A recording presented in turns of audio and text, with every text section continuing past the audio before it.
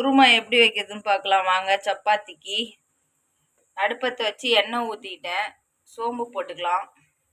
எண்ணெய் இன்னும் சுடவே இல்லை.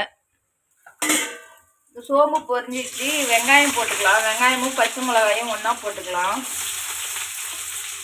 போட்டுட்டு வெங்காயம் நல்லா வதங்கட்டும். வதங்க பார்த்து அப்புறமா என்ன பண்ணுறேன்னு சொல்கிறேன். வெங்காயம் ரொம்ப வதங்கக்கூடாது. குருமாக்கு கண்ணாடி பதமாக இருக்கணும். ஒரு ஸ்பூன் இஞ்சி பூண்டு பேஸ்ட்டு போட்டுக்கலாம்.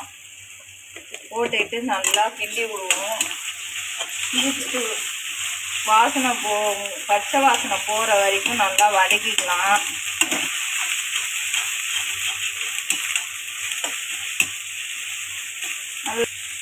தக்காளி கொட்டிக்கலாம். தக்காளி ரொம்ப இல்லை, ஒரு 1.5 தக்காளி போட்டிருக்கேன். கொஞ்சம் கையால் நல்லா இது மாதிரி உருளைக்கிழங்கு நல்லா பிசைஞ்சு விட்டுக்கோங்க. அப்போ தான் நல்லாயிருக்கும் குருமா நல்லா இருக்குன்னு இல்லை, நல்லா மசிச்சு விட்டா தான் நல்லா குருமாவுக்கு கொஞ்சம் குழப்பு இருக்கும். அப்போ தான் நல்லா டேஸ்ட்டாக இருக்கும். வேறு ஒன்றும் கிடையாது.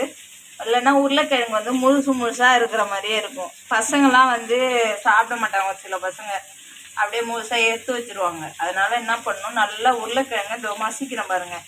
உங்கள்கிட்ட மசிப்பு கட்டை இருந்தால் மசிக்கலாம், இல்லைன்னா இதுமாரி கையால் பிசைஞ்சு விட்டுக்காங்க. இதுலேயே உருளைக்கிழங்கு போட்டுக்கலாம்.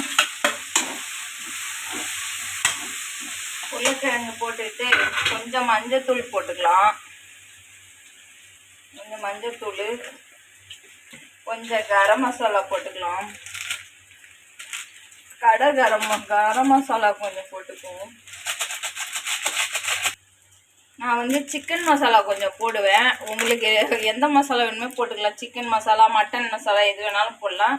நான் கொஞ்சம் சிக்கன் மசாலா போட்டுக்கிறேன். மசாலாலாம் போட்டாச்சு. தண்ணி ஊற்றிக்குவோம் திட்டமாக.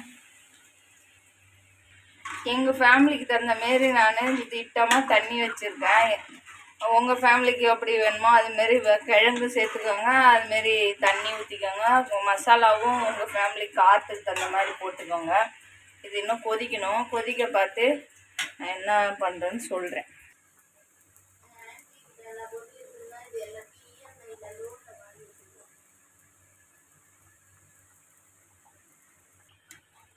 குழம்பு கொதிக்குது. இப்போ கடல மாவு கொஞ்சோண்டு கரைச்சி அதில் ஊற்றிக்கலாம்.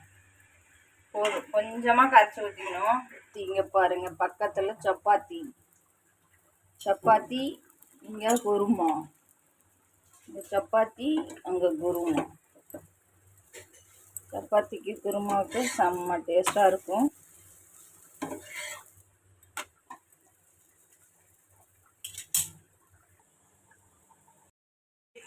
ஆஃப் பண்ணிடலாம். வாங்க சாப்பிட்லாம். பிடிச்சிருந்தா லைக் பண்ணுங்கள், ஷேர் பண்ணுங்கள், கமெண்ட் பண்ணுங்கள், சப்ஸ்கிரைப் பண்ணுங்கள்.